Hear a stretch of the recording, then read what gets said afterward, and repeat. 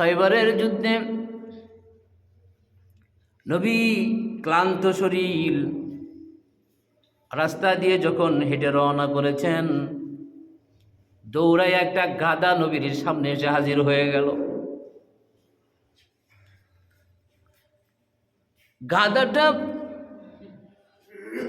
গাধা একটা প্রাণী, যেই প্রাণীটা দৌড়ে এসে নবীর সামনে হাজির, সালাম দিয়ে বললেন, ইয়া রাসূলুল্লাহ, আমি প্রাণী হিসাবে গাধা, কিন্তু ইয়া রাসূলুল্লাহ এর বাহিরেও আমার একটা পরিচয় আছে। কি তোমার পরিচয়? ইয়া রাসূলুল্লাহ, এই পৃথিবীতে আমার জন্মের প্রথম থেকে পর্যন্ত আমি 60 প্রজন্মের, আমি মানে তার বংশের 60 জনের, মানে আমরা দাদা পিজা কালো এভাবে একটা বংশ গণি না, ওর বংশ গুনতেছে যে আমি 60 বংশের শেষে আমি আছি, 60 নম্বরে আছি। ইয়া রাসূলুল্লাহ, আমার প্রজন্মের আমি শেষ, আর আমিও জানি আপনি খাতামুন নবিয়্যিন, আপনিও শেষ। আপনি চলে গেলে আর কোনো নবী আসবে না, আমি চলে গেলেও আমার বংশের আর কেউ নাই, কেউ আসবে না। কারণ আল্লাহ তাআলা আমার বংশটাকে আপনি পর্যন্ত খতম করে দিয়েছেন। আমাদেরকে আল্লাহ তাআলা খাস করে বানিয়েছেন। আমার পূর্বপুরুষ যারা ছিল তারা সব নবীদেরকে বহন করেছে। নবীদেরকে ছাড়া আল্লাহ তাআলা আমাদের উপরে আর কাউকে বহন করায় না। এখন ইয়া রাসূলুল্লাহ, আমি আপনার উপরে, আপনার সামনে এসে এই মিনতি করছি, আপনি আমার সালাম গ্রহণ করে আমার পিঠের উপরে আপনি চড়বেন, আপনি আমার শেষ বাহন হবেন। আল্লাহ রসুল বললেন, সাহাবীরা সবাই নবীজির চতুর্দিকে দাঁড়িয়ে আছেন। নবী যে শেষ নবী, খাতামুন নবিয়্যিন, আল্লাহ তাআলা শুধু মানুষের মুখ দিয়া বলার নাই, প্রত্যেকটা কুল কায়নাতের যত মাখলুক আছে সব মাখলুক এক বাক্যে স্বীকার করেছে যে নবী মুহাম্মদ রাসূলুল্লাহ সবার শেষ, আর কোনো নবী আসবে না। এটা শুধু বলা না, এটা আফসোস। ওই গাধা প্রাণীটা আফসোস করে নবীকে বলতেছেন যে আপনি উঠেন আমার পিঠের উপরে। আল্লাহ রসুল কথাগুলো শুনলেন। শোনার পরে আল্লাহ রসুল যখন উঠবেন তখন বললেন, ইয়া রাসূলুল্লাহ, আপনি আমার নাম ধরে ডাক দেন। আল্লাহ রসুল বললেন, তোমার নাম কি? তখন তিনি বললেন যে যেই নামটা পৃথিবীর জমিনে সর্বশেষ ঘৃণিত হবে, যার নাম হলো ইয়াজিদ।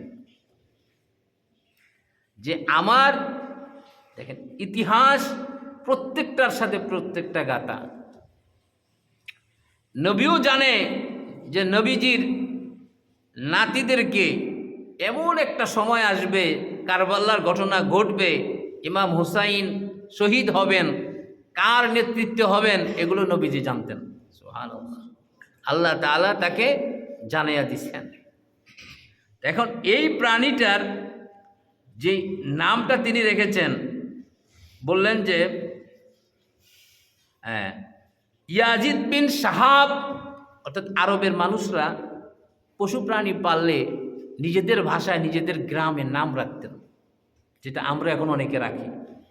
আমাদের অনেক গৃহপালিত পশুদের নাম রাখি যেটা অনিচ্ছা ইচ্ছা, এটা পছন্দ মতো একটা নাম রাখি। কেউ আমরা দেখেন লাল বাদশাহ রাখি, তারপরে রাজা রাখি। গরু পাললে যেমন ঈদের বাজারে নাম আসে না, অনেক নাম আসে, অনেক প্রাণীর নাম আসে, কিন্তু কেউ কি ফ্রাউন রাখছে? এই পর্যন্ত কোনো প্রাণীর নামও কিন্তু ফ্রাউন রাখে নাই, আবু জেহেলও রাখে নাই, রাখছে? কিন্তু অন্যান্য নাম রাখে, লাল বাহাদুর নাম রাখে, কালা বাহাদুর নাম রাখে, কালা পাহাড় নাম রাখে, আজ নাম রাখে না। তো ওই সময়ের মানুষ ধরেন এমনিতে একটা নাম রাখছে, কিন্তু এই নামটা যে ওই নাম হবে এটা কে জানতো? ইয়াজিদ ইবনে কুহাফা যে নাম যে হবে এটা কে জানতো? কিন্তু নবীজি তো ধরে ফেলেছেন। যখন গাধা জবান খুলে নবীর সাথে কথা বলছিলেন, আর বলছিলেন যে ইয়া রাসূলুল্লাহ, আমার নাম রাখা হয়েছে ইয়াজিদ বিন শাহাব। নবী আশ্চর্য হয়ে গেলেন। নবী কিছুক্ষণের জন্য চুপ হয়ে গেলেন। নবী বললেন, না, আমি তোমার নামকে পরিবর্তন করে দিলাম। কিন্তু তখনও মানুষ জানে না এই ইয়াজিদ নামটা পৃথিবীতে ঘৃণা হবে, রসুলের সবচেয়ে বড় দুশ্মনদের কাতারে যার নাম উঠবে, এটা তো কেউ জানে না। আল্লাহ রসুল বলেন, তাহলে তোমার নামের পরিবর্তন আগে ঘটাইতে হবে। তোমার নাম আমি পরিবর্তন করে দিলাম, তোমার নাম আমি নিজেই রেখে দিলাম। এরপরে আমি সাওয়ার করে তোমার উপরে আরোহণ করে তোমার আশা পূরণ করে দেব। এরপরে আল্লাহ রসুল কি করলেন, ওই ঘোড়ার নামটা ইয়াজিদের নাম না রেখে ঘোড়ার নামটাও পরিবর্তন করে দিলেন। তাহলে এই জিনিসটা আমি এটাই বলতে চাইছি যে একটা প্রাণীয় নবীকে শেষ নবী হিসাবে মেনে নিয়েছেন এবং নবীর প্রতি এই ভালোবাসাটা দেখিয়েছেন। নবী তার উপরে আরোহণ করলে পরে জাহান্নামের আগুনে সে জ্বলবে না, সে জান্নাতে চলে যাবে। সুবহানাল্লাহ। আমি যদি নবীর সাথে সম্পর্ক রাখি, তাহলে সম্পর্ক রাখার দ্বারা আমাদেরকেও আল্লাহ তাআলা জান্নাতে নিয়ে যাবেন। সুবহানাল্লাহ। বনের পশু চিনল যারে, চিনল না মানুষ তারে।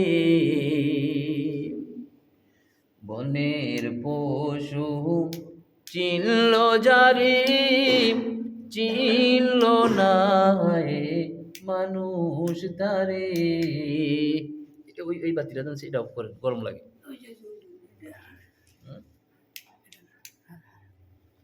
বাহিরে, আচ্ছা ঠিক আছে ঠিক আছে ঠিক আছে ঠিক আছে।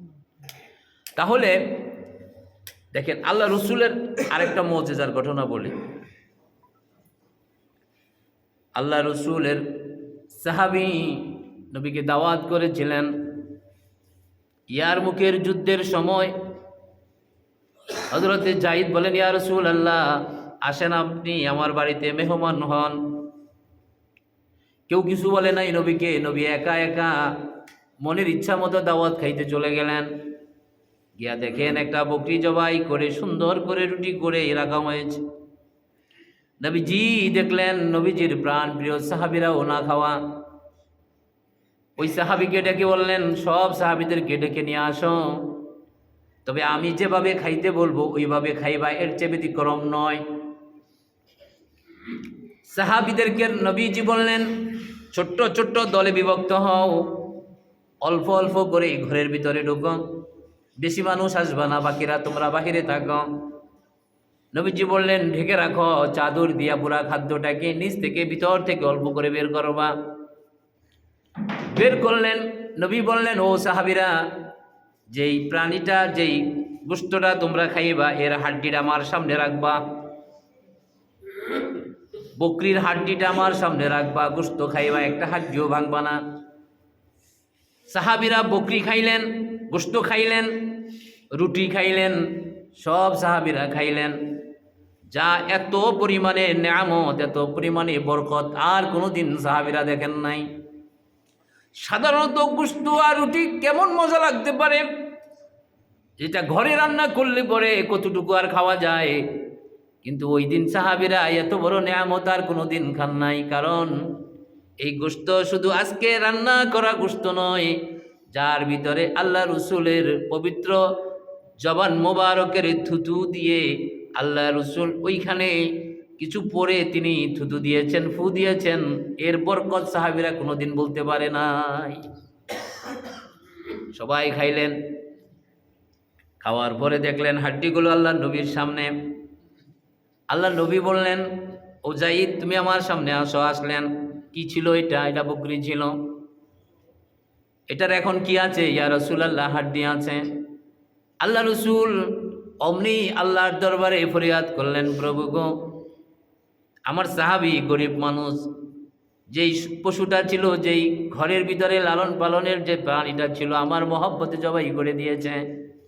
আমি চাই তার পশুটা তার ঘরেই ফিরে যাক। ও আল্লাহ, তুমি আমার সামনে এই পাত্রের ভিতরে যে হাড্ডিগুলো আছে, যেইভাবেই ছাগলটা বকরিটা ছিল ওইভাবেই তুমি আবার বানিয়ে দাও। এগুলো আপনার আমার নবীর কথা, যেই নবীকে নিয়ে আমি গর্ব করি। শুনে রাখেন, কিয়ামতের ময়দানে রসুলের সামনে বলতে পারবেন, ইয়া রাসূলুল্লাহ, আপনার জীবন থেকে এরকম ঘটনা শুনেছি।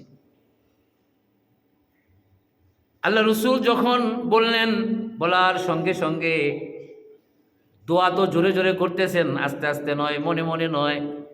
সাহাবীরা চতুর্দিকে গোল হয়ে গেলেন, নবীজির দোয়ার অ্যাকশনটা কি হয় একটু দেখি।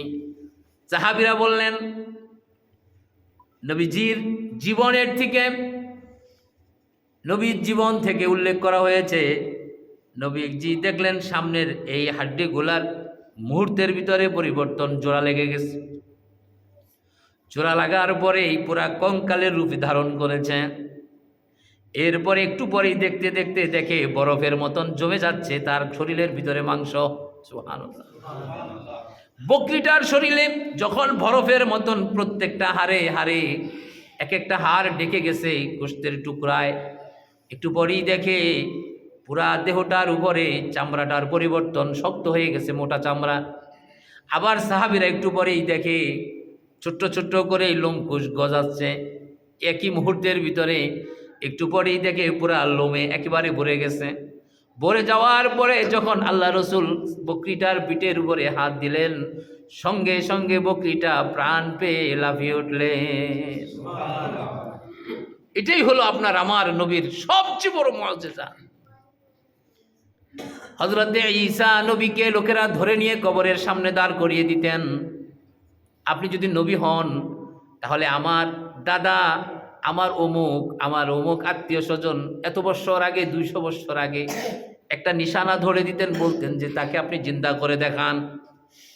ঈসা নবী কবরের সামনে দাঁড়িয়ে মানুষের মুখের কথা মতো আল্লাহর কাছে ডাক দিতেন, আল্লাহ, এই ব্যক্তির এত নম্বরের আত্মীয়কে তুমি কবরের মধ্যে কুম্বি ইজনিল্লাহ জিন্দা করে দাও।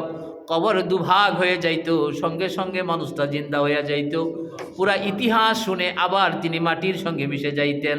কিন্তু আপনার আমার নবীকে কেউ ধরে নিয়ে কবরের সামনে যাইতো না। নবীজি তার যাওয়ার আগেই দেখিয়ে দিয়েছেন, আল্লাহ রসুল চাইলে খাদ্যের টুকরা, হাড়, মাংস যেটা আগুনে জ্বলেছে, ঝাল তেল দিয়া যেটা রান্না হয়ে গেল, সাহাবীরা খাইলো। আপনি কি মনে করেন সব সাহাবীরা পরিপূর্ণভাবে হাড্ডি জমা দিতে পারছে? একটা কানেই একটা কোনাও তো ভাঙছে না। জবাই করার পরে যে হাড্ডিটা টুকরো টুকরো করলো, একটা জায়গা থেকে তো একটা হাড় ছুটে গেছে, এরকমই তো হয়। পরিপূর্ণভাবে একটা বকরি, একটা মুরগি যদি কেউ জবাই করে টুকরো টুকরো করে, কেউ বলতে পারবে না তার থেকে হাড্ডি থেকে কোনো একটা টুকরা আলাদা হয়ে যায় নাই। কিন্তু আপনার আমার নবী হারিয়ে যাওয়া, ফেলে যাওয়া অথবা অজান্তে খেয়ে ফেলা যেতে পারে সব কিছু, কিন্তু আল্লাহ রসুলের মুআজিজা এত বড়, আল্লাহ তাআলা পরিপূর্ণ একটা বকরিতে আবার তাকে জিন্দা করে দিলেন। এরপরে দেখেন আল্লাহ রসুল মসজিদে নববীতে বসা, সাহাবীরা দৌড়ে আসলেন, ইয়া রাসূলুল্লাহ, কাল রাত থেকে বাগানের মধ্যে একটা উট পাগল হয়ে গেছে, পাগলা উট। হাতি পাগল হয়ে যায় না, মহিষ পাগল হয়ে যায়, অর্থাৎ দলবল ছাড়িয়া একেবারে পাগলা হয়ে যায়। এটা কি কারণ জানি না। এমন একটা উট জঙ্গলের ভিতরে, ক্ষেতের ভিতরে পাগল হয়ে আছে গত রাত থেকে। যে তারে ধরতে যায় তাকে কামড় দেয়, আহত করে, অত্যাচার করে। উট বড় ভয়ঙ্কর জিনিস। কামড় দেওয়ার পরে আপনাকে অনেক উপরে তুলে আছাড় দিতে পারে, পায়ে আঘাত দিতে পারে। উটের এক একটা লাঠির ওজন অনেক বেশি, মানুষ মারা যাইতে পারে। আল্লাহ রসুলের দরবারে এসে বললেন, ইয়া রাসূলুল্লাহ, এটা পাগলা উট, এটাকে কেউ নিয়ন্ত্রণ করতে পারে না। আল্লাহ রসুল বললেন, চলো দেখি। আল্লাহ রসুল যখন ওই ক্ষেতের কিনারে গেলেন, তখন আল্লাহ রসুল বললেন, যাও উটটার কানে গিয়া বলো, এই ক্ষেতের ভিতরে, এই জায়গার ভিতরে আমি মুহাম্মদ রাসূলুল্লাহ এসেছি। এক সাহাবী মুদারিসুন নবুয়তের ভিতরে এই ঘটনাটা লেখা হয়েছে। একজন গিয়ে বললেন, উঠ রে, ওই যে দেখ বিশ্বনবী এসেছে রে। সঙ্গে সঙ্গে একেবারে পাগলা মন মানসিকতা নিয়ে যে উটটা ছিলেন, চমকে আজকা দাঁড়িয়ে গেলেন, একেবারে শীতল হয়ে গেলেন। এক চোখে নবীজির দিকে তাকিয়ে রইলেন। কিছুক্ষণ পরে দেখলো এক পা দু পা করে নবীজির সামনে এসে হাঁটু গেড়ে মাটির মধ্যে বসে পড়লেন। সুবহানাল্লাহ। উটটা বসে বললেন, নবী বললেন, তোমার পাগলামি করার কারণ কি? তুমি কেন পাগলামি করো, মানুষকে আহত করো, মানুষের বাগান নষ্ট করো, কারণ কি? উট মনের কথা বললেন। উটের যৌবন সময়টা মালিক বেঁধে রেখেছে, যৌবনের স্বাদ পাইতে দেয় না। আমরা তো তাই করি, প্রাণীকে বেঁধে রাখি, তার যৌবনের স্বাদ আমরা পাইতে দেই না। এটা হারাম, এটা জুলুম। প্রত্যেকটা প্রাণীর জীবনের একটা স্বাদ আছে। সবচেয়ে বড় স্বাদ হলো তার সবচেয়ে আপনজনের সাথে মিলিত হওয়া। এটাই তার জীবনের সবচেয়ে উত্তম, এটাই আনন্দ। এই প্রাণীটাকে তার যৌবনের যেই মিলন কাঙ্ক্ষিত, তার সাথে পরিবর্তনের সাথে তার দেখা, এই সুযোগ মালিক দেয় নাই। কিন্তু রাতের বেলায় রশি টসি সব ছিঁড়ে ফেলেছে, নিজেকে নিয়ন্ত্রণ করতে পারে নাই। যারে পায় তারে কামড় দেয়। এটাই যে মানুষ সবচেয়ে খারাপ। মানুষের সেবা করার জন্য আল্লাহ আমাদেরকে বানিয়েছে, কিন্তু মানুষ আমাদের উপর বেশি জুলুম করে। অনেক সময় আমরা প্রাণীদেরকে তার যৌবনত্ব হারিয়ে ফেলি, কেটে দেই, এটাও হারাম। ইসলামের ভিতরে এটা নিয়ম নাই। আপনি ওকে ওর জীবনের মতো করে বড় হতে দিবেন। ও যেই লাইনের সেই লাইনে বড় হবে। ওর প্রজননের সময় তাকে সুযোগ দিবেন, তার ইচ্ছা আকাঙ্ক্ষা মিটানোর সুযোগ দিবেন। তাহলে আপনি আল্লাহর কাছে ভালো হবেন। না হলে জুলুমের ভিতরে এটা লাগানো থাকবে। অর্থাৎ জোর করে কারো চাহিদা, কারো ইচ্ছা আকাঙ্ক্ষা নষ্ট করা যাবে না, এটাই হলো কথা। এই উট যখন বিচার দিলেন, আল্লাহ রসুল বললেন, যাও একটা রশি নিয়ে আসো। উটের জন্য রশি আনানো হলো। উটটার নাকের ভিতরে রশি ঢুকিয়ে দেওয়া হলো। ঢুকিয়ে দিয়ে উটের চোখের পানি মুছে দিলেন। আল্লাহর হাবিব বললেন, তোমার মালিকরে আমি বলে দেব যেন তোমার উপরে এই ধরনের জুলুম না করে। আল্লাহ রসুল সঙ্গে সঙ্গে সাহাবীদের হাতে উটের রশিটা তুলে দিলেন। এত লজ্জিত হয়ে গেল উট, মাথা নিচু করে নবীজির কদমে চুমু দিলেন। লজ্জিত হয়ে উট চোখের পানি ছেড়ে দিলেন। আমি আমার জীবনের এই পাগলামির খবর নবীর কানে চলে যাবে, নবীজি আসবেন আমাকে বাধার জন্য, এটা আমার জন্য লজ্জিত, আমি নবীকে কষ্ট দিয়ে ফেলেছি।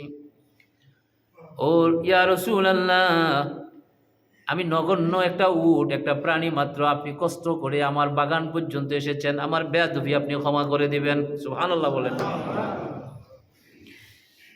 আমি আমার নিয়ন্ত্রণ করতে পারি নাই। এজন্য আল্লাহ রসুল তার হাদিসের বাণীতে বলে গেছেন, ও যুবক যুবতীরা, তোমরা যদি তোমাদের জীবন যৌবনকে যদি নিয়ন্ত্রণ করতে পারো, কিয়ামতের ময়দানে আল্লাহ রসুলের সঙ্গে একেবারেই কাছাকাছি জান্নাতে চলে যাবে। আল্লাহ রসুল বলেন, হে আলী, ইন্নান নাজরা সাহামুন মিন সিয়ামি ইবলিস মাসমুমুন মান তারাকাহা। যদি তুমি তোমার নজরের জেনাটাও যদি সংরক্ষণ করতে পারো, হেফাজত করতে পারো,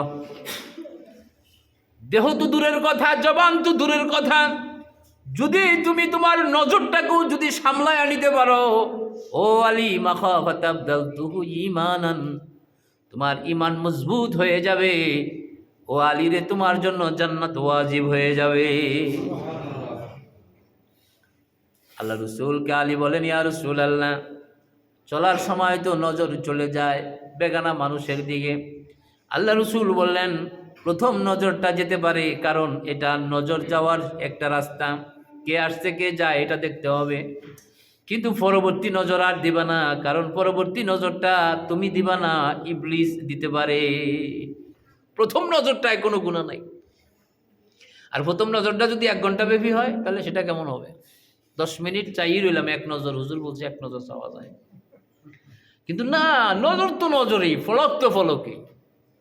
তা সাধারণভাবে কিন্তু আমরা কি তা করি? আপনারা আশ্চর্য হয়ে যাবেন। মনে করেন এক জায়গায় গেলাম ওয়াজ করতে, এত বড় লম্বা ওয়াজ করলাম, আমার মতন মনে হয় বড় বুজুর্গ আর নাই, এত কান্না করাইলাম যে আমার মতন মনে হয় ওই মুহূর্তে বেগুনা মাসুম। বিশ্বাস করবেন, যখন কোনো বাড়িতে খাইতে যাই, ওই বাড়িটা যদি আপডেটওয়ালা বাড়ি হয়, ওটা যদি চেয়ারম্যান হয়, ওটা যদি মেম্বার হয়, ওটা যদি এডুকেট পার্সন মানুষের বাড়ি হয়, ওই বাড়িতে যদি কেউ কোনো আলেম খাইতে যায়, তার সাথে হয় কিনা জানি না, আমি দেখেছি মহিলারা পর্যন্ত খানার যে বাটি আছে, তরকারি আছে, ওটা নিয়ে হাজির হয়ে যায়। ওয়াজ করলাম কারে? কিন্তু যদি মাদ্রাসায় খানা হয় তাহলে সমস্যা হয় না, মসজিদে হইলেও সমস্যা হয় না, সাধারণ লোকের বাড়িতেও সমস্যা হয় না। একটু জেনারেল, একটু আপডেট, একটু পয়সাওয়ালা বাড়ির যদি হয়, তাহলে ওই বাড়ির ওলাই তার বাড়িওয়ালির নিয়ন্ত্রণ করতে পারে না, খানার বাটি লয়ে হাজির হয়ে যায় হুজুরের সামনে, দোয়া চায়। আয়া কি করে জানেন? দোয়া চায়, হুজুর দোয়া করেন। মানে এত দোয়া যে প্রয়োজন, কিন্তু গুনাহ যে হয়ে যাইতেছে এটার খবর নাই। কোথায় যাবেন? প্রত্যেকটা পরিবারের ভিতরে আল্লাহ হেফাজত করুক, অধিকাংশ মানুষ জাহান্নামে যাবে নিজের স্ত্রী, নিজের সন্তান অন্য ভিন পুরুষ থেকে হেফাজত না করার কারণে। অন্য মানুষকে তার স্ত্রীর দেহ এই চেহারা দেখানোর কারণে তাকে জাহান্নামে ঝুলতে হবে। আপনি এজন্য ওয়াজ বেশি না, ওয়াজ হলো কম, আমল হইতে হবে বেশি। ওয়াজ বেশি করলে আমাদের কি সমস্যা?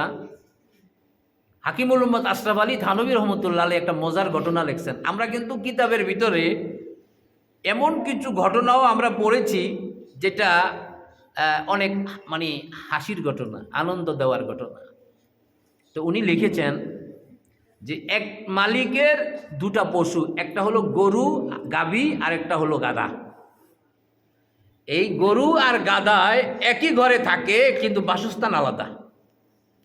গরুরটা আলাদা আর গাধারটা আলাদা, গরুর কর্ম আলাদা, গাধার কর্ম আলাদা, এক একটার কর্ম আলাদা।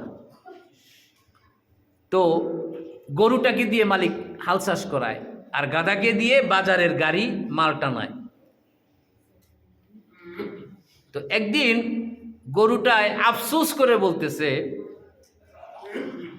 যে আমার কোনো কপালে সুখ হলো না, ফজরের আজানের আগে আমি হালে উঠি, দুপুর আমার না খাওয়া না দেওয়া চলে যায়, বেলা ডুবার আগে পর্যন্ত মালিক আমারে দিয়া কাজ করায়। আমি গরু না হইয়া যদি অন্য কিছু হইতাম তাহলে আমি ভালো হইতাম। গরুটা আফসোস করে বলতেছে। এটা মজার ঘটনা, এটাকে আবার কোরআন হাদিসের ঘটনা বললেন না, এটা এই মজলিসে একটা বুঝানোর জন্য বলছে আর কি, যে বেশি যারা বুঝায় তাদের অবস্থা কি হয়, জ্ঞান যারা বেশি দেয় তাদের অবস্থা কি হয়। তো গাধায় বলতেছে, একটা বুদ্ধি দেই তোরে। গরু কয়, তুই তো গাধা, তোর আবার বুদ্ধি আছে নাকি? গাধায় আবার বুদ্ধি দিতে পারে? তো হ্যাঁ জানি তো, আমার বদনাম তো পুরা দেশে, আমি গাধা, কিন্তু আমার যে কত বুদ্ধি, আমি যে কত জ্ঞানী, আমার যে কত বিবেক, এটা আসলে তোরা কেউ টের পাইলি না। না, আমি অনেক জ্ঞান রাখি। তো কি জ্ঞান রাখো? তোমার যে শরীর ক্লান্ত, এই ক্লান্ত শরীরটার আ শব্দটা বাড়াইয়া দাও।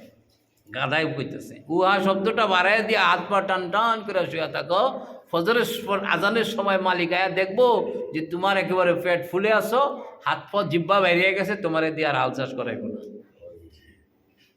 গাধার বুদ্ধি দিছে গাধায়। ফজরের সময় এসে মালিক দেখে যে তার গরুটার এই অবস্থা, পুরা হাত পা ছড়িয়ে দিয়া টান টান করে শুয়ে রয়েছে। মনে মনে কয়, আজকে তো গাধার বুদ্ধি নিছি আমি, আমার বুদ্ধি আজকে কাজে লাগবে। তো ঠিকই কাজে লাগছে, গরুকে আর মালিক উঠাই নাই। তো আজকে রশি পরাইছে গাধার গলায়, তোরে দিয়ে আজকে হাল চাষ করাবো, চল। কেমন হইল?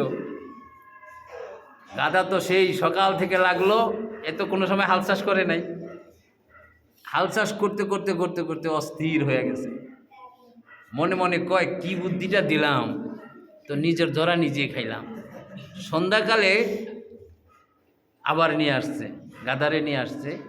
নিয়ে আসার পরে আজকে গাদার খুব শরীর ব্যথা করে, ব্যথা করিয়া গরুরে বুঝায়, কয় কিরে গতকালকে তোর শরীর খারাপ ছিল, বুদ্ধি দিছি আজকে আরাম করছস, তো এখন সোজা ও, এখন খারাইয়া যা, এখন সুস্থ।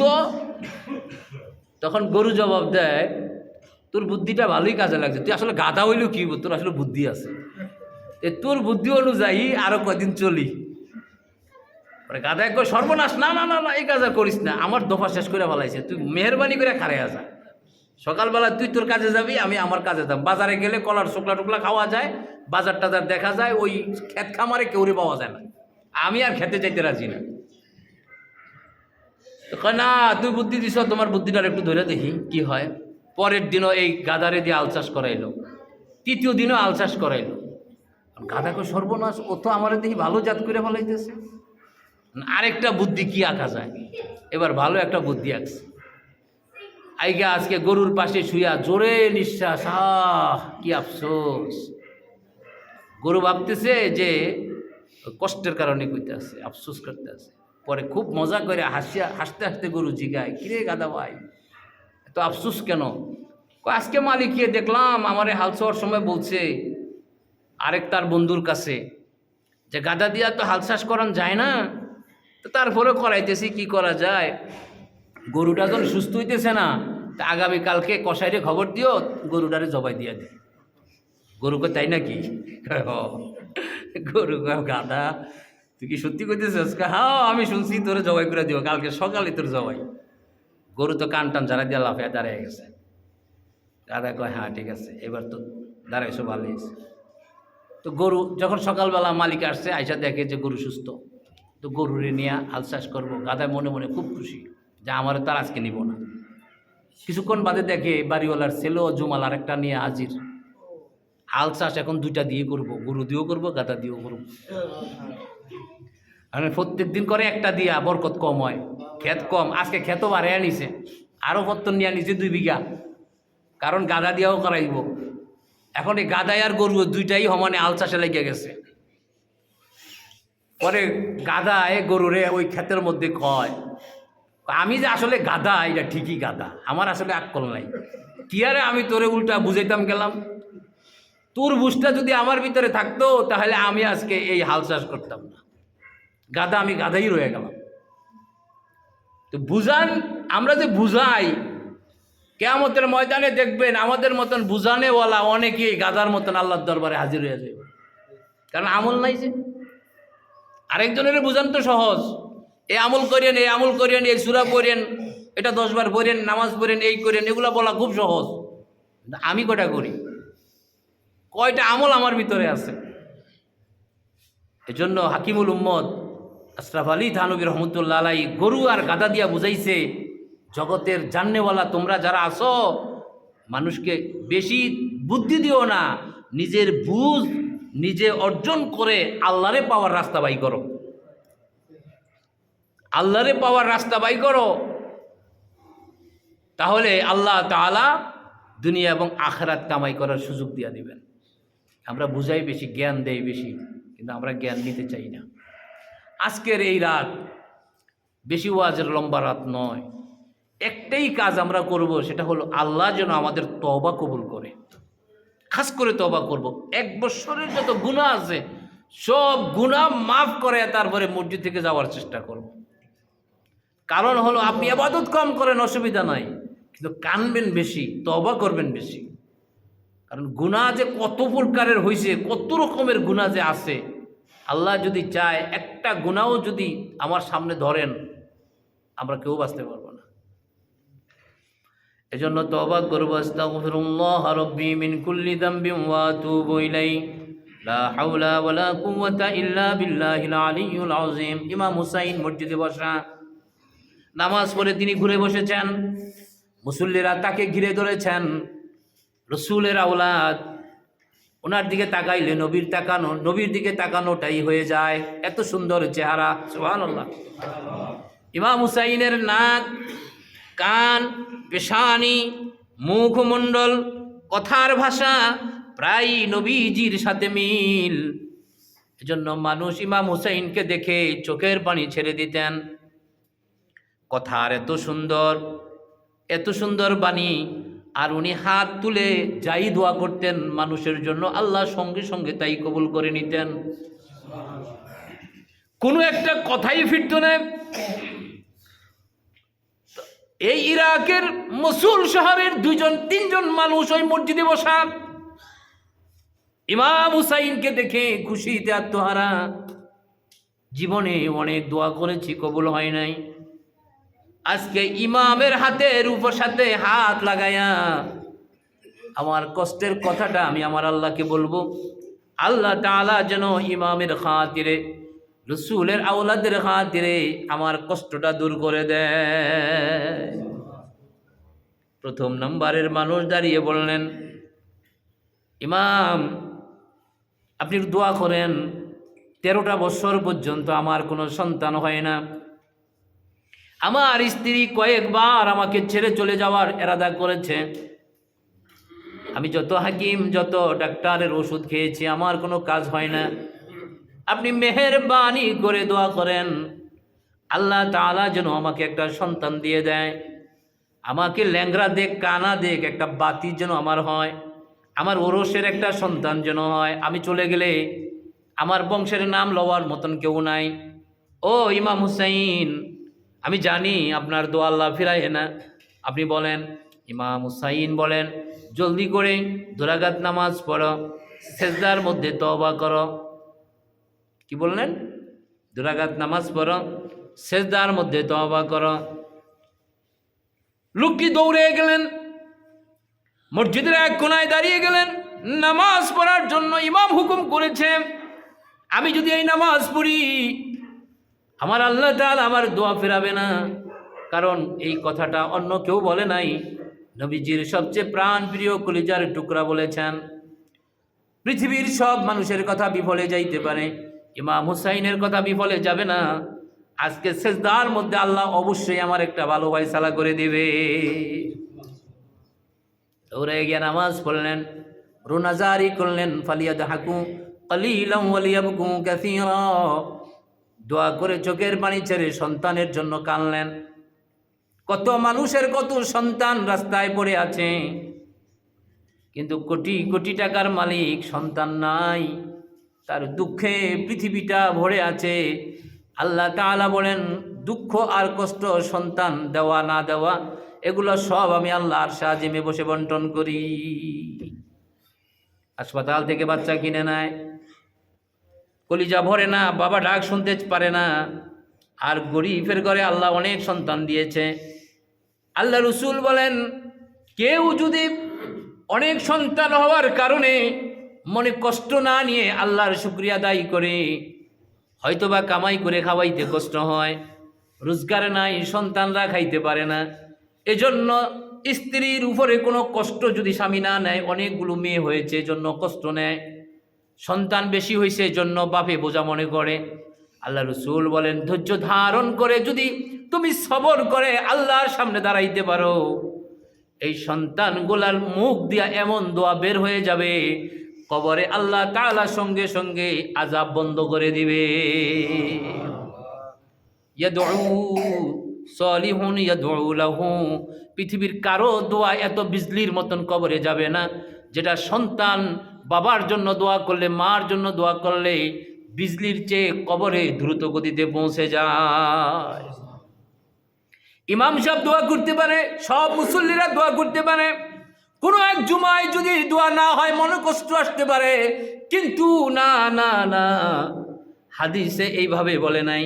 হাদিসে বলেছে, সন্তান পাগল হোক, অশিক্ষিত হোক, মূর্খ হোক, কিছুই না জানুক, ফেল ফেল করে যদি চোখের পানি ছেড়ে আল্লাহর দরবারে বাবা মা বলে বলে যদি কান্দে, আর কিছুই বলতে পারলো না, আল্লাহ তাআলা এই মনের আর্তনাদ সঙ্গে সঙ্গে কবুল করবেন। কারণ আল্লাহ তাআলা কোনো ভাষার দিকে লক্ষ্য করে না।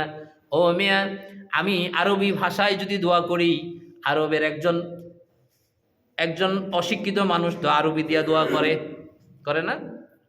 আরবি লেখাপড়া করে নাই, হে মানুষটা যদি দোয়া করে আপনি মনে করবেন বড় ইমাম, বড় হুজুর, সে আরবি দিয়া বলতেছে। আমি আরবি দিয়া বলি, আপনি বাংলা দিয়া বললে বুঝি আল্লাহ শুনবে না? বার্মিজ ভাষা বুঝি আল্লাহ বুঝে না? চাইনিজ ভাষা বুঝি আল্লাহ বুঝে না? সব দেশের মানুষ নিজের ভাষায় কথা বলে, এজন্য আল্লাহ তাআলা আপনার দোয়া কবুল করবেন। শত মানুষ দোয়া করলেও বাবা মার জন্য নিজের দোয়া নিজেই করে যাবেন, এটাই নিয়ম।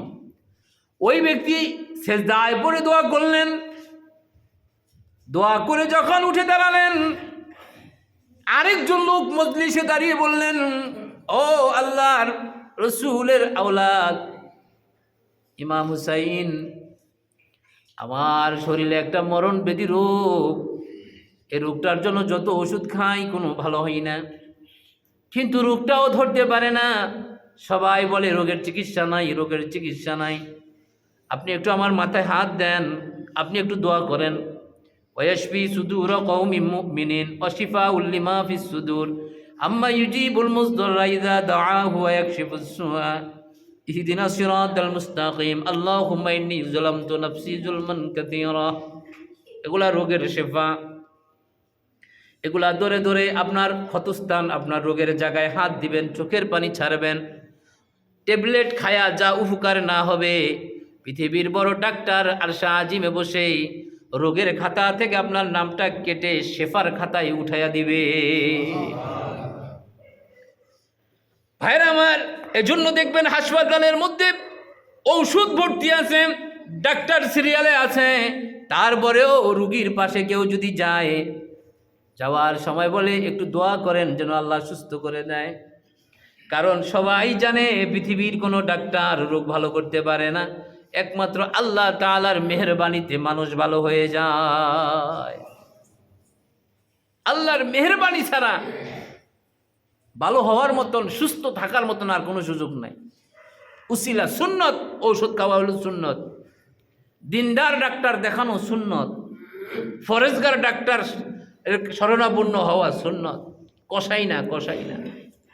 এখন তো মনে করেন বেটা চালায় সিএনজি, বাচ্চা হবে হাসপাতালে গেছে, এমন ভয় দেখায় শুকিয়ে গেছে, পানি নাই, উল্টাইয়া রয়েছে, ওই বেটা সিএনজি বেচে বোর্ড চিকিৎসা দেয়, সিজার করে, আসে না নাই এরকম। তো এই ধরনের চলছে এখন, সব এলোমেলো যাক দিন, এমন করে খাওয়া দিন, এরকম চলছে।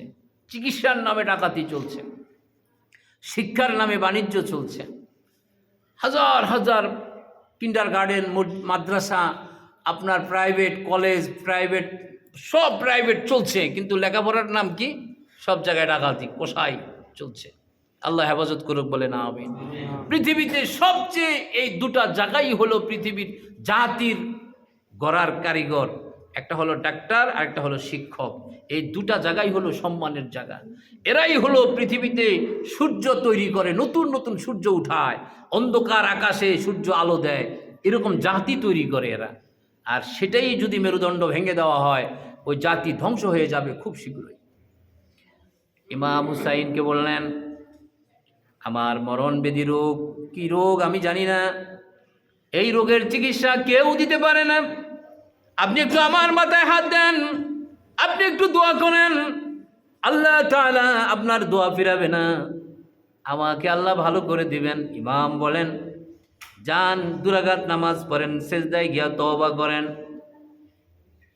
লোকেরা ভেবেছে ইমাম হুসাইন নবীজির সেই মুজিজার, যে একটা নবুয়তের ফায়েজ, নবুয়তের শক্তি ইমাম হুসাইনের শরীরে আছে, উনিও হাত দিলে রোগ ভালো হয়ে যায়, উনিও দোয়া করলে দোয়া কবুল হয়ে যায়, সন্তান হয়ে যাবে এ কথা বললেই সন্তান হয়ে যায়।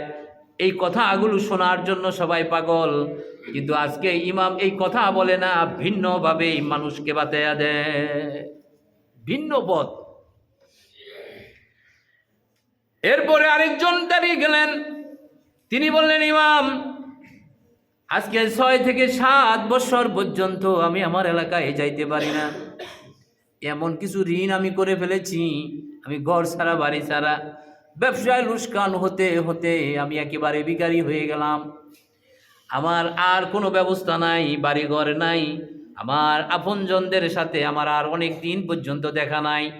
সেটা তো দুঃখের কথা, সবচেয়ে বড় কষ্ট হলো আমি দেনাদারের দেনা দিতে পারি না।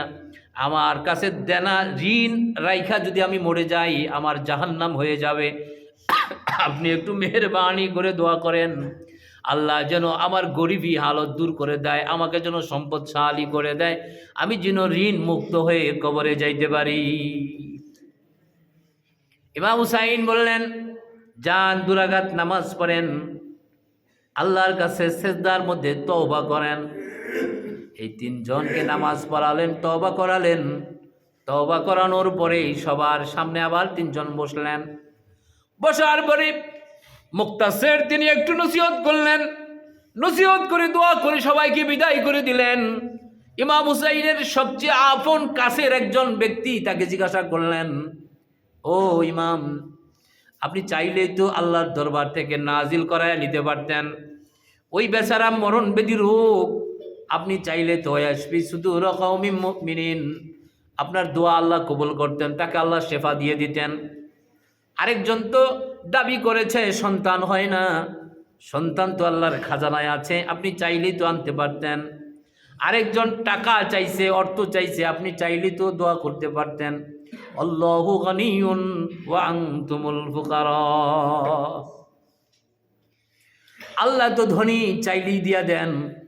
আপনি কেন তিনজনকে নামাজ পড়ালেন, কেন তিনজনকে তওবা করালেন? ইমাম হুসাইন বললেন, তুমি তোমার চামড়ার চক্ষু দিয়া দেখেছো তাদের এই অভাবটা, সন্তানের অভাব, রোগ শেফার অভাব, টাকার অভাব দেখেছ। কিন্তু আমি আল্লাহ তাআলা আমাকে রিসালাতের পয়গাম্বরের আমি নাতি হওয়ার কারণে আল্লাহ আমাকে এমন একটা চোখ দিয়েছেন যে চোখের দ্বারা আমি তার দুনিয়া দেখি নাই, আখিরাত দেখেছি। সুবহানাল্লাহ। আমি শুধু তার বিপদের কথা শুনে আমার কষ্ট লেগেছে, এটা সত্য কথা। অভাবের কথা শুনে আমার কষ্ট লেগেছে, আমার কাছে টাকা থাকলে আমি দিয়ে দিতাম, আমার কাছে যদি এমন কোনো ঔষধ থাকতো আমি তারে খাওয়াইয়া দিতাম। কিন্তু আমি দেখেছি তিনজন মানুষ ভিন্ন ভিন্ন গুনায় আসক্ত হয়ে আছে, এমন কিছু গুনাহ তাদের ভিতরে লুকানো আছে। আমি চাইলে সন্তান দেওয়াইতে পারতাম, কিন্তু গুনাহ তো থেকে যাইতো তাদের। আমি তাদের দুনিয়াতে বিপদ থেকে উদ্ধার করার চিন্তা করি নাই, বরং আমি দুনিয়া এবং আখিরাত দুটোটার থেকে বাঁচানোর চিন্তা করেছি। इल्म बातिन हम चो मुस्को इल्म जौहर हम चो शीर कई बुआ दे बेफिर मुस्को कई बुआ दे बेफिर फिर। যে দুধ বেচে আর কিনে সাধারণভাবে দুধ খায়, তার নজরটা দুধের মধ্যে সীমিত হয়ে যায়। সে দুধ কিনবে, গরম করে খাইবে, এ পর্যন্ত তার নজর। আর যে ব্যক্তি দধি বানায় ওই ব্যক্তির নজরটা দুধের থেকে ওই মুহূর্তে দধিতে চলে যায়। আর যেই ব্যক্তি দুধও বানাবে না, দইও বানাবে না, দুধও খাবে না, দইও বানাবে না, মাখন বানাবে, ওই ব্যক্তির নজরটা দুধেও থাকে না, দধিও থাকে না, মাখনে চলে যায়। অথচ দুধ এখনো কিনে নাই, দুধ এখনো বাজারে পাত্রের মধ্যে আছে। আর যেই ব্যক্তি একেবারেই ঘি বানায়, যা কিছু বানায়, ওই ব্যক্তির নজরটা ওই পর্যন্ত চলে যায়, দুধেও থাকে না, দইও থাকে না, মাখনেও থাকে না, ঘিতে চলে যায়। আল্লাহর যারা নেক বান্দা, খাস বান্দা, যার তবকা, যার দরজা যতটুকু, ওই ব্যক্তির নজর এবং ওই ব্যক্তির ক্ষমতা আপনাকে আমাকে দেখার সঙ্গে সঙ্গে ওই পর্যন্ত চলে যায়। ইমাম হুসাইনের মতন এত বড় এলেমওয়ালা, মারিফতের লাইনে আর কেউ হবে না। আল্লাহ রসুলের পরে হযরতে আবু বকর, হযরতে ওমর, উসমান, হযরতে আলী, আসাদুল্লাহিল গালিব, এদের পরের স্থান হলো ইমাম হুসাইনের। ইমাম হুসাইন দেখলেন গুনাহ থাকা অবস্থায় দোয়া কবুল হবে না, আমি চলে যাব, আমি থাকবো না। তো এই বান্দারা, এই মানুষগুলারা আল্লাহর কাছ থেকে নেওয়ার রাস্তা ভুলে যাবে। এজন্য প্রত্যেকের জিন্দেগির জন্য নামাজ পড়বেন, নামাজের মধ্যে দোয়া করবেন, তাহলে আল্লাহ তাআলা সঙ্গে সঙ্গে দোয়া কবুল করে মনের নেক আশা পুরা করে দিবে। নিজেরটা নিজের করতে হবে, আমারটা আমার করতে হবে। আমার অভাব, আমার প্রয়োজন, আমার সব কিছু এগুলো আমার আল্লাহর কাছ থেকে চাইতে হবে। বিশেষ করে চাওয়ার রজনী আজকে। যদি মনে করেন যে না রাত্রে থাকবো, শেষ রাত্রে সেহেরি খায়া রোজা রাখবো, ঘুমাবো না, একটা রাত না ঘুমাইলে কি হয়, তাহলে আপনি পরিপূর্ণ কামাই করে নিলেন। এখন আমার মতন অলস যারা নামাজ কয় রাকাত পড়ে যায়া ঘুমিয়া পড়লাম মনে করেন, তো আর কি আল্লাহ তাআলা রহমতের ফেরেশতা দিয়া যে লিস্টি করাবেন, ওই সময় যদি আমারে না পায়, 12টার পরে শেষ রাত্রে আল্লাহ রহমত নাজিল হয়, ওই সময় যদি আমারে না পায়, তো আমরা যাতে থাকতে পারি, আমরা যাতে ইবাদত করতে পারি, আমরা যাতে আল্লাহর নৈকট্য লাভ করতে পারি, আল্লাহ আমাদের তৌফিক দেখ, বলুন আমিন।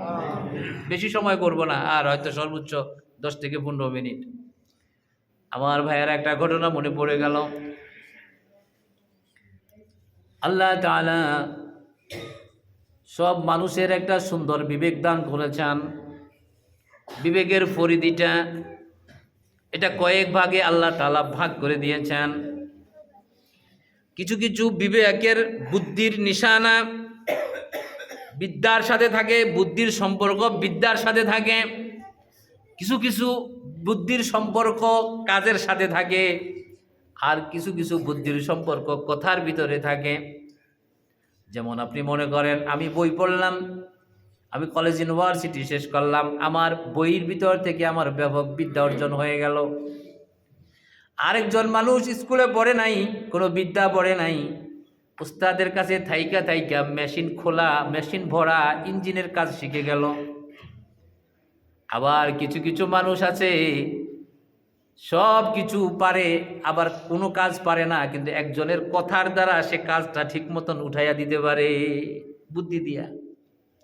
তো আল্লাহ তাআলা এই জ্ঞান আর এই বুদ্ধিগুলারে বিভিন্নভাবে বিভক্ত করে রাখছে। বিশেষ করে ওলি আল্লাহ যারা, তাদেরকে আল্লাহ তাআলা একটা এক্সট্রা বুদ্ধি এই মারিফতের লাইনে দেন, যেটাকে আমরা কিতাবের ভাষায় এলমে লদুনি বলি। এলমে লদুনি চুষমাজ ফাইল মে বায়াত গুদাক কেবে এলমে নতু খুদারা সেনা। ওরকম কিছু বিদ্যা মাথায় না ঢুকলে ইবাদতে স্বাদ আসে না। ওই লাইনের কিছু বিদ্যা মাথায় না ঢুকলে আপনি পরিপূর্ণতা পাবেন না। মুসলমান এবং বন্দার থেকে বন্দিগি করে বন্দা হওয়া, বন্দা থেকে বন্ধু হওয়া, এটা অনেক সময়ের ব্যাপার। আমরা তো সবাই মানুষ আছি না, আমরা তো আর কেউ অন্য কিছু না, অন্য জগৎ থেকে না, আমরা সবাই মানুষ। কিন্তু বান্দা হওয়া, বন্দিগি করে বান্দা হওয়া, বান্দা থেকে বন্ধু হওয়া, এটা অনেক লম্বা সময়ের ব্যাপার। বন্ধু হওয়া, একজন বন্ধু হয়েছেন, আল্লাহর কাছে চলে গেছেন, কিন্তু সে যে অনেক বড় মাদ্রাসায় পড়েছেন তা নয়, অনেক বড় জ্ঞানী লোকের কাছে গেছেন তা নয়।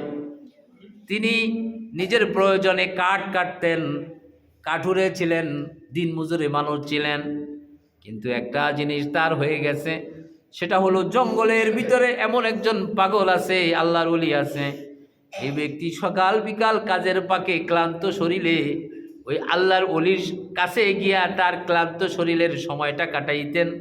এজন্য তার কাছ থেকে আল্লাহ তাআলা একটা রুহানিয়াত তার ভিতরেও দান করেছে। ওলি আল্লাহ, ভালো মানুষের সাথে থাকলে আল্লাহ তাআলা একটা ভালো জিনিসের প্রভাব ফেলাইয়া দেয়। তো জঙ্গলের ভিতরে আসেন একজন ওলি, কাঠুরের সাথে ওলির দেখা, এই দেখার কারণে কাঠুরের ভিতরে এটা তাসির ঢুকছে, নিসবত ঢুকছে। নিসবত এটা বিশাল জিনিস। আপনার এই নিসবতের একটা ঘটনাও এর সাথে পাশাপাশি বলি। এক লোক চাকরি পায় না, লেখাপড়া করছে, তো চাকরি না পাওয়ার কারণে আপনার তার প্রেশানি বেড়ে গেছে, সংসার চালাইতে হবে, বিয়ে শাদী করলে, তো তার তো টাকা নাই। তো একজন একটা যুক্তি দিছে যে চিড়িয়াখানার ভিতরে একটা পোস্ট খালি আছে, চিড়িয়াখানায় একটা পোস্ট খালি, ওই চাকরিটা তুমি যদি করো তাহলে তোমার সংসার চলবে। দৌড়ে গেছে, ম্যানেজারের সাথে আলাপ করছে, ভাই একটা চাকরি নাকি খালি আছে। কি চাকরি? বলে যে আসলে চাকরি না, এটা একটা অভিনয়। কি অভিনয়? যে কেউ, অনেকে জানে আমাদের চিড়িয়াখানাতে একটা বাঘ আছে, কিন্তু দুর্ঘটনাবশত বাঘটা মারা গেছে। তা আমরা চাইতেছি যে এই ঘটনাটা প্রকাশ না করায়া, গোপনে বাঘটা যেহেতু মারা গেছে, আমরা চিকিৎসাধীন আছে বলে যেহেতু রাখছি, তো এই ফাঁকে আমরা তোমাকে বাঘের পোশাক পরায়া কৃত্রিমভাবে আমরা খাঁচায় বসে রাখতে চাই। আছে না এরকম? অনেক পোশাক পরে না অনেকে, যেমন খুশি তেমন সাজো, আছে না নাই? তো এই পোশাক পরে তুমি বসে থাকবা, কিছু করতে হইব না। অনেক দূর থেকে বাঘের খাঁচার আশপাশ দিয়ে মানুষ ঘুরে ঘুরে যাইবো যে তুমি আসো, বাঘ আমাদের আসে, তাতে আমাদের টিকিটটা চলবে। বেশ ভালো কথা। চাকরি নিয়ে নিচ্ছে, নিসবত মানে করতে করতে একটা সম্পর্ক। তো এরপরে সেই তার গায়ে এরকম মুখোশ পরাইয়া দিছে, সে ওইভাবে মাঝে মধ্যে এই আকৃতি ধারণ করে করে মানুষকে বিনোদন দিয়া পয়সা কামায়, তার বেতন চলে। তো এই বাঘ তো আর আসল বাঘ না, এটা তো একটা কৃত্রিম, একটা মানুষ অভিনয় করে। হ্যাঁ, বন মানুষের অভিনয় মানুষ করে না, পোশাক পরে না, বাঘের বাসা পোশাক পরছে, এটা পোশাক পরছে।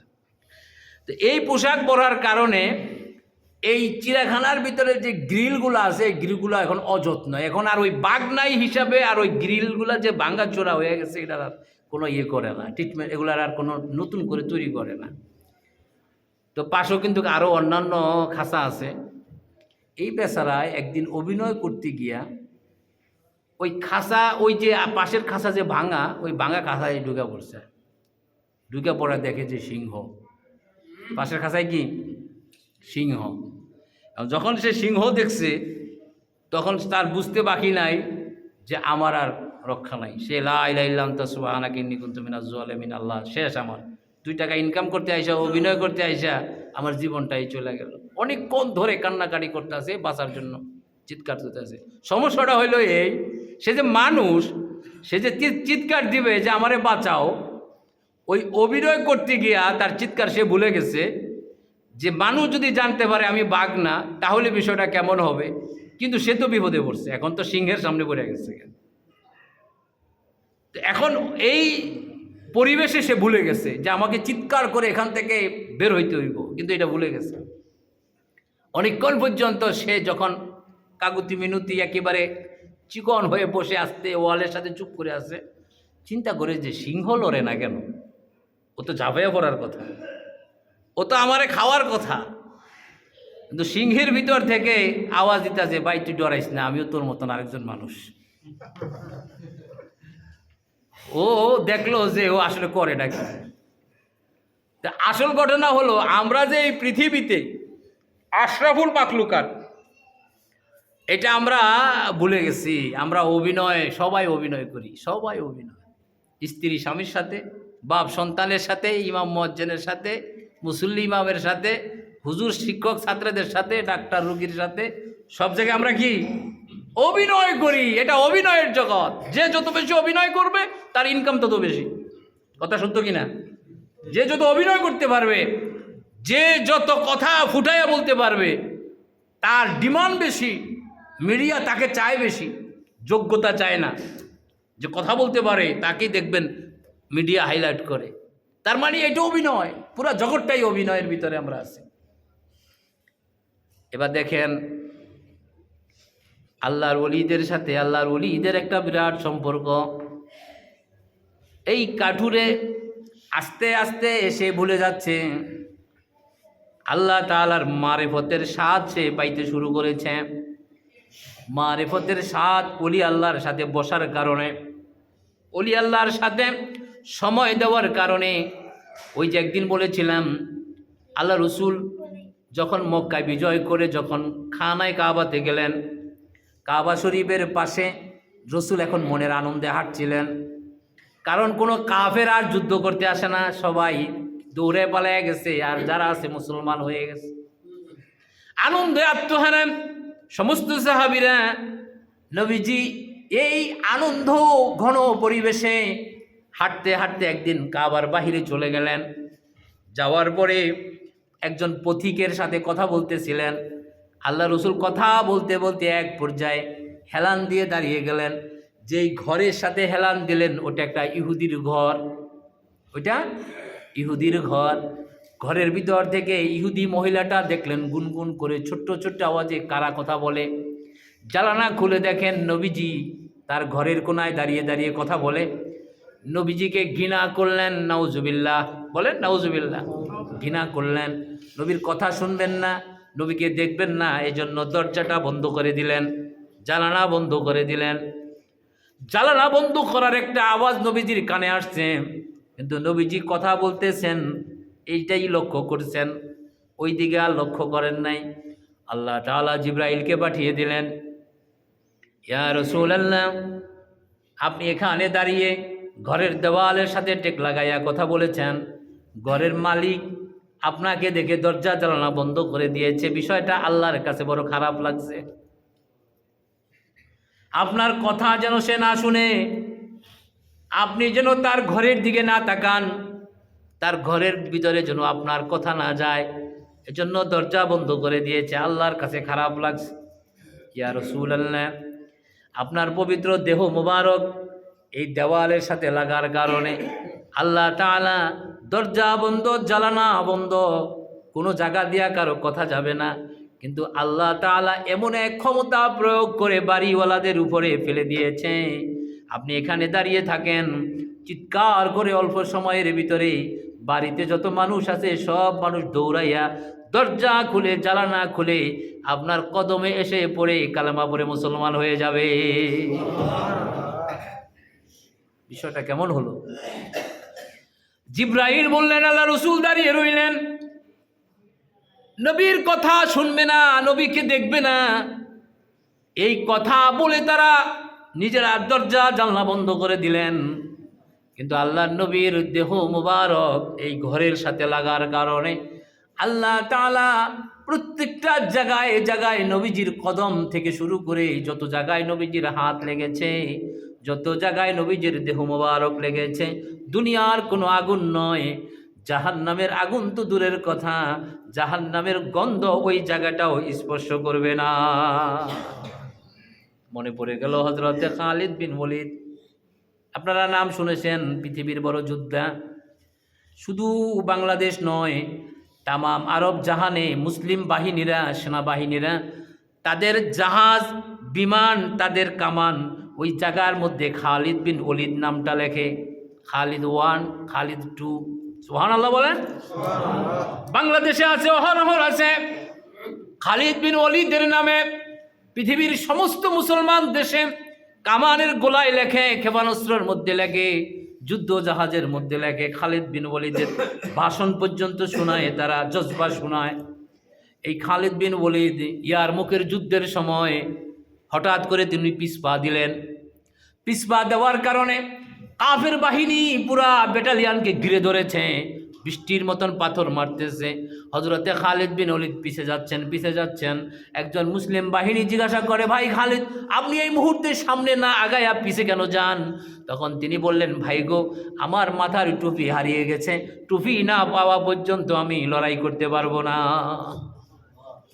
আল জাবানাতু ফিল হারবি হারু ওমান খাররা লাম ইয়ানজুরু মিনান নারি। খালিদ বিন ওলীদ যখন যুদ্ধের ময়দানে যাইতেন তখন ঘোড়ার উপরে দাঁড়িয়ে সর্বপ্রথম এই কথাটা বলতেন, আল জাবানাতু ফিল হারবি হারু, এ কাফের বাহিনীরা, যুদ্ধ করার সময় নিজের দিকে একবার তাকাও, সন্তানের দিকে একবার তাকাও, বাবা মার দিকে তাকাও, তোমার জীবনের দাম আছে। আমি খালিদ বিন ওলীদ এসে গেছি, আমার সঙ্গে যদি লড়াই করো, লড়াইতে কোনোদিন তোমরা জিততে পারবা না, বরং আমার তরবারি তোমাদেরকে জাহান্নামের পৌঁছাইয়া দিবে। এই কথা শোনার সঙ্গে সঙ্গে কাফেরদের ভিতরে একটা ভয় ঢুকে যাইতেন। আজকে তিনি যুদ্ধ না করে পিছপা হয়ে যাচ্ছেন। তিনি বললেন, আমার টুপি নাই, আমি টুপি হারিয়ে ফেলেছি। টুপি খুঁজতে খুঁজতে কাফেরেরা ঘিরে ফেলেছে। হযরতে খালিদ বিন ওলীদের ওই চিন্তা নাই যে আমি তো বন্দী হয়ে যেতে পারি, কিন্তু তার একটা বিশ্বাস কোথায় লুকানো আছে জানেন? ও মুসলমানেরা, আমি তো জানি না, খালিদ বিন ওলীদের একটা বিশ্বাস এখানেই লুকানো আছে। তিনি বললেন, আমি একদিন উমরায় গিয়েছিলাম নবীজির সাথে। উমরায় যাওয়ার কারণে আমি এর আগেও ভালো যোদ্ধা, ঠিক আছে, আমি যুদ্ধ করি, বহু মুসলমানের বিরুদ্ধে আমি যুদ্ধ করেছি। মুসলমান হওয়ার পরে আমি নবীজির সঙ্গে সঙ্গে বেশি থাকার চেষ্টা করছি, কারণ আমার দেখায় রণাঙ্গনে নবীজির চেয়ে সুন্দর সেনাবাহিনীর প্রধান, যুদ্ধের প্রধান আর কাউকে আমি খুঁজে পাই নাই। সুবহানাল্লাহ। নবীজি শুধু নবী ছিলেন না, সেনাপ্রধানও ছিলেন, যুদ্ধের প্রধানও ছিলেন। ঠিক আছে না? আপনার আমার নবী শুধু কালেমার দাওয়াত দেন নাই, তরবারি দিয়াও ইসলামের শাসন করেছেন। খালিদ বিন ওলীদ বলেন, আমি নবীজির কাছে কাছে থাকতাম, রণাঙ্গনের অনেক কথা নবীর কাছে শিখতাম। আমি যখন নবীর সাথে উমরায় গেলাম, তখন নবীজি উমরা করলেন, তওয়াফ করলেন। উমরা জিয়ারত করে নবীজি মাথা মুন্ডন করলেন, চুল মোবারক কেটে দিলেন। তখন আমরা সাহাবীরা যতজন ওখানে ছিলাম, নবীজি যখন চুল মুবারক কাটার পরে জায়গাটা একটু সরে গেলেন, আমরা সব সাহাবীরা ঝাঁপিয়ে পড়লাম যে কে কতটা চুল নবীজির ওখান থেকে সংরক্ষণ করা যায়। নবীজির চুল মুবারক নিয়ে কারাকারি হয়ে গেল। আমি জীবন বাজি রেখে কয়েকটা চুল মুবারক নিতে পারলাম। আমি সেদিন আমার এই মাথার শিরস্তানের উপরে, টুপির উপরে ভিতরে আমি সুতা দিয়ে বুনে বুনে নবীজির কয়েকখানা চুল মোবারক গেঁথে রেখেছি। ও ভাই, ওই দিন থেকে এই টুপি যতক্ষণ পর্যন্ত আমার মাথায় থাকে, তখন আল্লাহ তাআলা আমাকে জমিনে আর হাঁটান না, যুদ্ধক্ষেত্রে আমার গোড়া সহকারে শূন্যে উড়াইয়া দেয়। সুবহানাল্লাহ। কিসের বরকত? নবীজির চুল মোবারকের বরকত। ও ভাই, আজকে আমার টুপি হারিয়ে গেছে। এই টুপি না পাওয়া পর্যন্ত আমি যুদ্ধ করতে পারবো না, কারণ আমার শরীরটা ভার হয়ে গেছে, আমি আর ওজনে হাঁটতে পারতেছি না। তোমরা সামনের দিকে লড়াই ঠেকিয়ে রাখো, আমি দেখি টুপিটা পাই কিনা। তিনি, তার একটা বিশ্বাস ছিল নবীজির চুল মুবারক এই টুপিতে আছে, অতএব কোনো কাফের বেঈমানের পায়ের সাথে এটা লাগবে না, আমার মাথা থেকে যেখানেই পড়েছে ওখানেই আছে। আল্লাহ তাআলা কারো পা লাগাবেন না, কোনো ঘোড়ার পাও লাগাবেন না। ওয়াল আদিয়াতি দবহান ফাল মুরিয়াতি গদাহান ফাল মুগীরাতি সুবহা। সুবহানাল্লাহ। ঘোড়া চিনে, এই যে আগে বললাম গাধায় নবীকে এসে বলছেন, উট নবীর কাছে এসে বলছেন, সব প্রাণীরা নবীকে চিনেছেন, নবীকে আখিরি জামানার নবী মেনেছেন। কাফেরের ঘোড়া হোক আর মুসলিম বাহিনীর ঘোড়া হোক, একটা ঘোড়াও নবীজির চুল মুবারক ওই যেই টুপিতে আছে, এই টুপিটার উপর দিয়েও যাবে না, লাথিও দিবে না, বরং সেখানে আসলে সবার শরীরের শক্তি দুর্বল হয়ে যাবে। খালিদ বিন ওলীদ ওই জায়গায় পিছনে দৌড়াইতে দৌড়াইতে দেখলেন একটা জায়গায় তার মনে পড়ে গেল যে তার মাথা তিনি একেবারে ঝুঁকিয়ে ফেলে একজন কাফেরকে বর্শা দিয়ে আঘাত করেছিলেন। আরেকজন কাফের তাকে তরবারি দিয়ে আঘাত করার সময় নিচের থেকে তিনি তার শরীরটাকে ঘুরিয়ে নিয়েছিলেন। ওই সময় মাথা থেকে টুপি পড়ে গেছে, কিন্তু রণাঙ্গনের এত যুদ্ধ তিনি আর লক্ষ্য করতে পারেন নাই। কিন্তু যখন বুঝতে পেরেছেন তার শরীর আর ঘোড়া ভার হয়ে গেছে, আর সামনে আগায় না, তখন তিনি চিন্তা করলেন, সর্বনাশ, মাথার টুপি কোথায়? আসলে টুপি তো শক্তিশালী নয়, টুপির ভিতরে রহমতে আরবির চুল মোবারক আছে। এই মুজিজায় তিনি তামাম বিশ্বের প্রধান সেনাপতি হয়েছে। এটাই আপনার আমার নবীর মুজিজা। ওই কাঠুরে, এই কাঠুরে যখন মারিফতের লাইনে অনেক আগিয়ে গেলেন, একদিন বাজারে রওনা করলেন। একেবারে শেষ বেলা, দিনের কিছু কথাবার্তা ওই ওলি আল্লাহর থেকে শুনেন। এই কাঠুরে যখন বাজারে যাবেন, দ্রুত রওনা করেছেন, দ্রুত, হাটের সময় ভেঙে গেলে আর বেচতে পারবে না, এজন্য তাড়াতাড়ি রওনা করেছেন। এই রাস্তা ধরে একজন জমিদার, তিনি তার এলাকা শাসন করছেন। জমিদার তার স্ত্রীকে নিয়ে একেবারেই মুগ্ধ বাতাসে হাঁটছেন। এই ব্যক্তির পায়ের ধুলা একটু জোরে জোরে হাঁটার কারণে উঠছে। ওই জমিদার তার স্ত্রী লক্ষ্য করে দেখেছে তার শাড়ির আঁচলের উপরে ওই কাঠুরের পায়ের ধুলা এসে লেগেছে। এজন্য ডাক দিয়া তারে দাঁড় করাইয়া দিলেন, খাড়া করাইয়া দিলেন। খাড়া দাঁড় করাইয়া দিয়া জোরে একটা চর বসাইয়া দিলেন। মহিলা মানুষ, যে বেয়াদব, আমি এখানে, তুমি দেখছো না? তোমার এত বড় সাহস, তুমি আমারে চিনো না? আমি কে? সব কিছুতে একটা গরম আছে, কি বলেন? মহিলা মানুষ, এদের এই ধরনের মানুষদের রাস্তাঘাটে একটু গরম বেশি। চোয়ার দিলেন, কিছুই বলেন নাই, কিছুই বলেন নাই। বাজারে চলে গেলেন, একেবারে মুখের মধ্যে হাত দিয়া দেখে হাতের আঙ্গুল গুলাগুলি আছে, বসে আছে। বাজারে গিয়ে লাকড়ি বিক্রি করলেন। লাকড়ি বিক্রি করে মনের কষ্ট নিয়ে আবার যখন ফিরে আসছিলেন, তখন দেখে ওই মহিলাটাই বাজারের দিকে দৌড়াইতেছে পাগল বেশ। এর সাথে যখন দেখা হয়ে গেল, তখন বলতেছে, ভাই একটু দাঁড়াও। ওই মহিলাই বলতেছে, ভাই একটু দাঁড়াও। যে কি হয়েছে? বলে যে আমার বাড়িতে চলো। গিয়া দেখে তার স্বামীকে কাপড়ের কাপড় পরাইয়া শোয়া রাখছে। কি ব্যাপার, কি ব্যাপার? এত সুস্থ মানুষ, এই তো নাকি বাজার থেকে আসলেন, রাস্তা থেকে আসলেন, কি হলো? জানি না, কিছুই বুঝি না। তুমি কিছু জানো? তুমি কি কিছু, তোমার কিছুর ভিতরে কিছু আছে নাকি? যা পড়লে পরে আমার স্বামীর জ্ঞান ফিরে আসবে। বাড়িতে এসে হঠাৎ করে ঘুরায় পড়ে গেল এখানে, বুঝলাম না। আমি একটা বেয়াদবি করেছি, তোমার গালে চর দিয়েছি এজন্য। তখন আল্লাহর ওলি ওই কাঠুরে মহিলাটার সামনে চোখ বন্ধ করে আল্লাহর সাথে কথা বলা শুরু করলেন। আল্লাহ তাআলা এলকার মাধ্যমে জানাইয়া দিলেন, তোমাকে কষ্ট দেওয়ার কারণে আমি আল্লাহ কষ্ট সইতে পারি নাই, তোমার জবাব আমি আল্লাহ তাআলা নিজেই দিয়া দিছি।